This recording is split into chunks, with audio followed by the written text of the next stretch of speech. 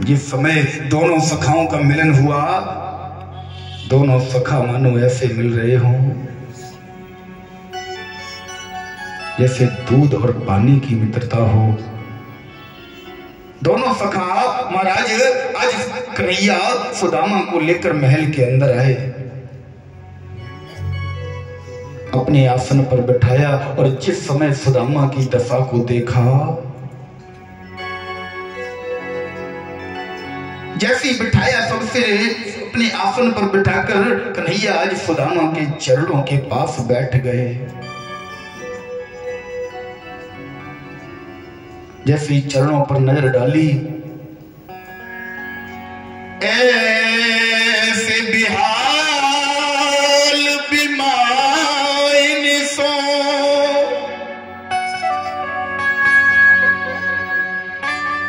पग कंटक जान किए जुनबो। जैसी सुदामा के चरणों पर दृष्टि गई कन्हैया की तो क्या देखा महाराज, कन्हैया सुदामा के चरणों में विवाहियां फटी हुई हैं, सुदामा के चरणों में ठोकरें लगी हुई हैं, सुदामा के चरणों में कंटक लगे हुए हैं।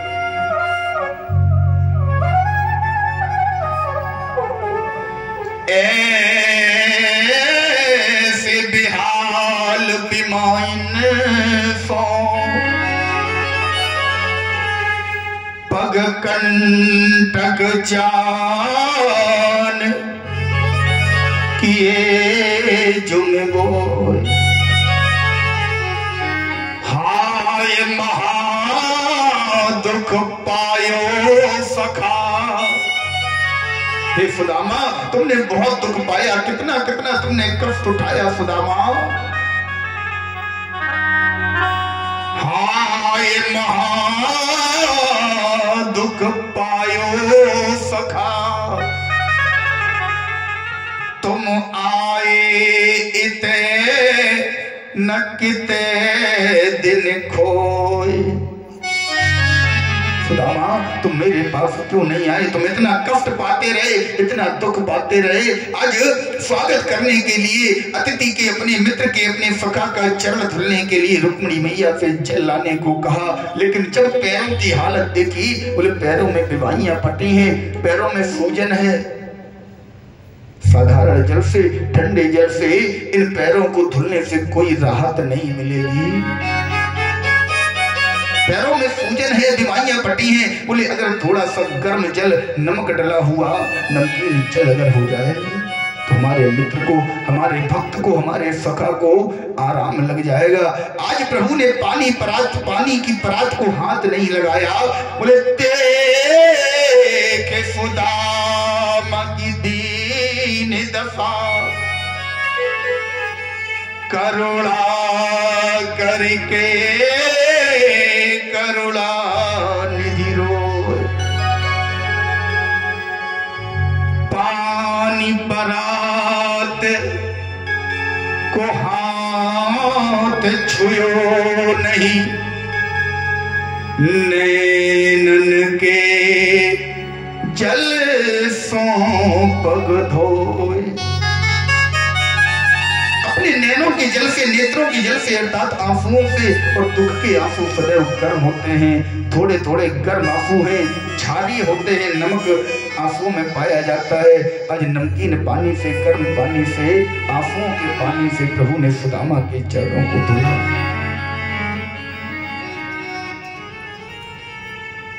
संत भी कहते हैं महाराज, अपने भक्तों के लिए, अपने भक्त को जिस समय जहां जरूरत है, जिस वस्तु की जरूरत है, हमारा कन्हैया प्रबल प्रेम के पाले पढ़कर प्रभु को नियमों बदलते देखा। अपना मान टले टल जाए, पर भक्त का मान न टलते देखा। वही परमात्मा, वही कन्हैया जिनकी केवल कृपा दृष्टि से सकल जगत को पलते देखा, उनको जफुदा के आंगन में लेकर गेंद उछलते देखा। उनको ग्वालों के संगों में जूठन लेकर खाते देखा। अपने भक्त के लिए, अपने भक्त के प्रेम को बनाने के लिए, प्रेम को बढ़ाने के लिए, भाव को पाने के लिए हमारा माधव, हमारा कन्हैया कुछ भी करने को तैयार है।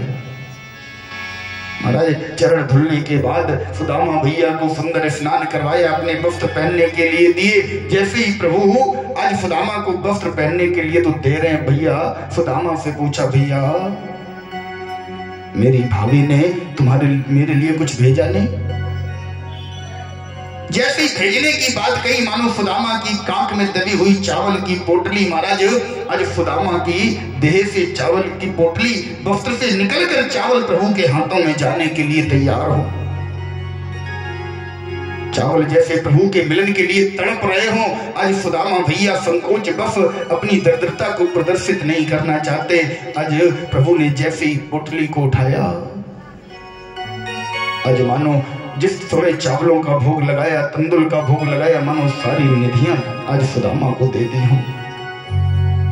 बिना मांगे सुदामा भैया को बहुत कुछ प्राप्त हुआ।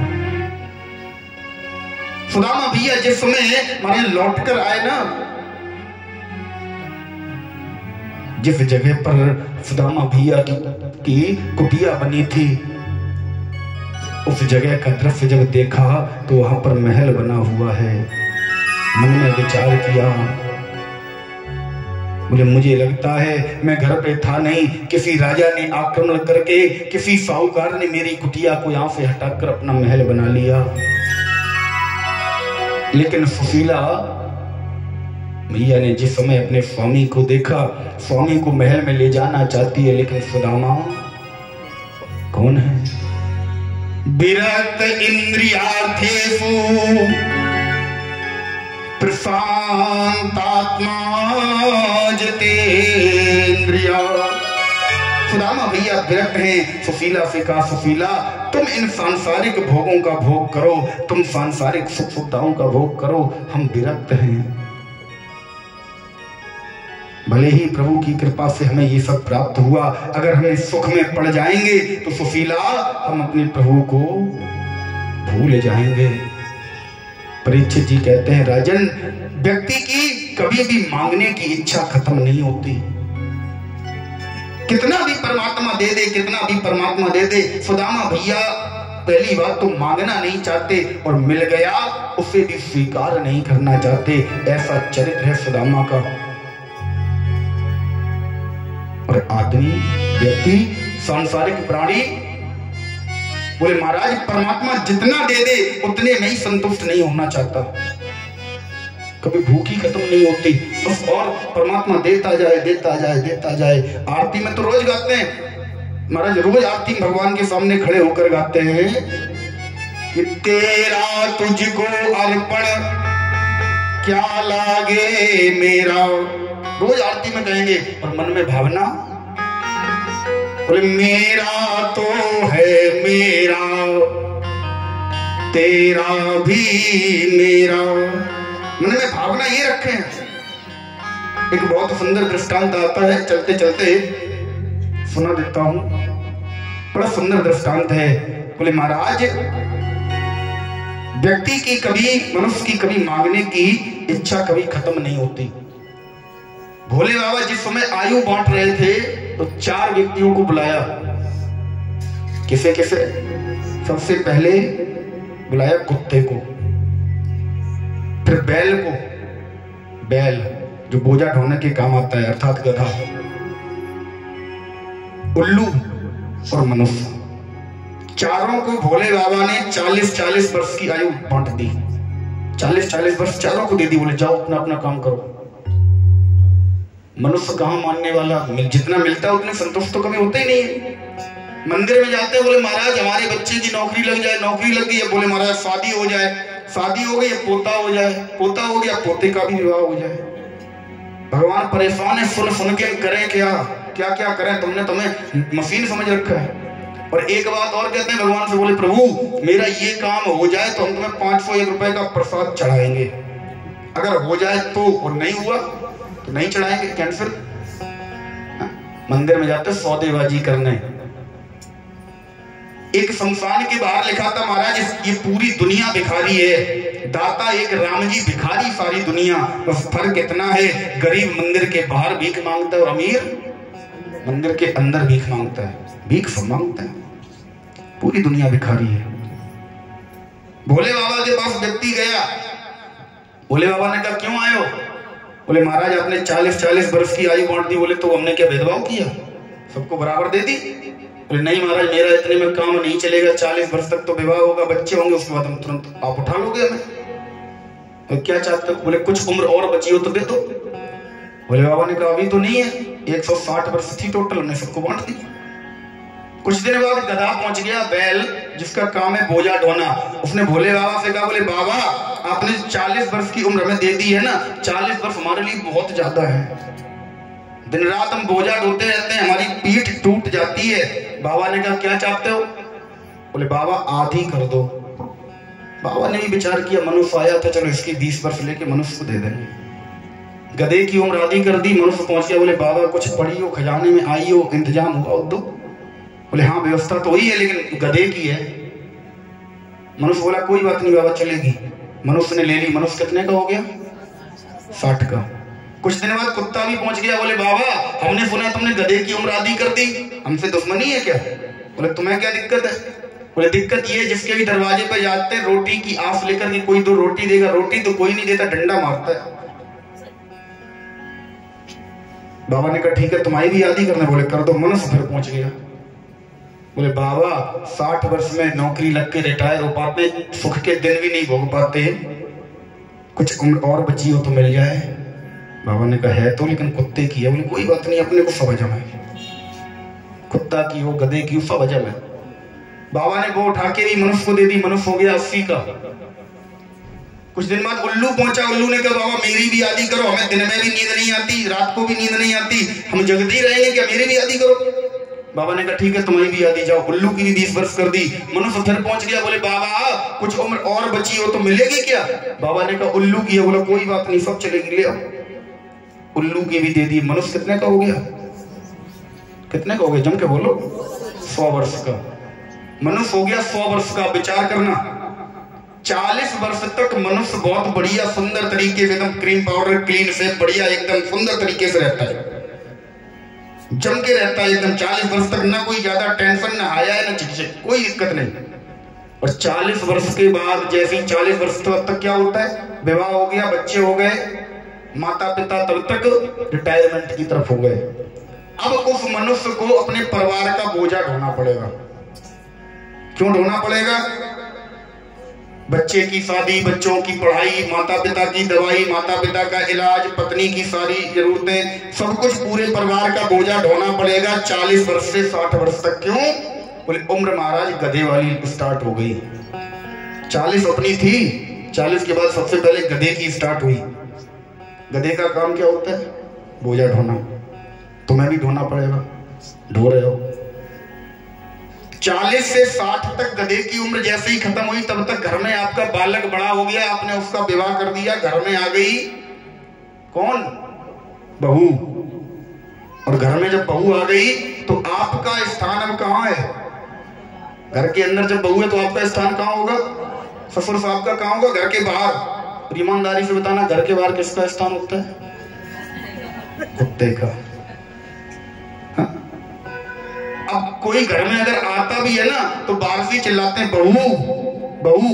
अब ये समझ में ही नहीं आ रहा कि तुम बहू कह रहे कि बहू बहू बहू कर रहे, समझ में ही नहीं आता।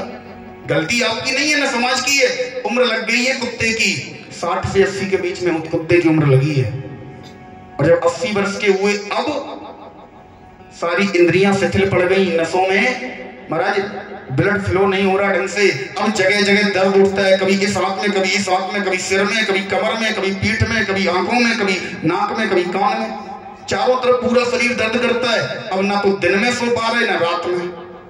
घर वाले परेशान है, रोज एल्प्रेक्स के इंजेक्शन, रोज एल्प्रेक्स की टैबलेट, रोज बोतलें लग रही, रोज हॉस्पिटल भाग रही, लेकिन नींद साफ नहीं आ रही। क्यों? उम्र लग गई है उल्लू की 80 से 100 में, है ना? बोलो राधे राधे। राधे राधे। मनुष्य की कभी इच्छाएं खत्म ही नहीं होती। इन्हीं इच्छाओं को मारना, इन्हीं इच्छाओं पर विजय प्राप्त करना, यही तो भजन है, यही तो भक्ति है। और कोई भक्ति अलग से नहीं है, केवल इन्हीं इच्छाओं पर विजय प्राप्त कर लो बस।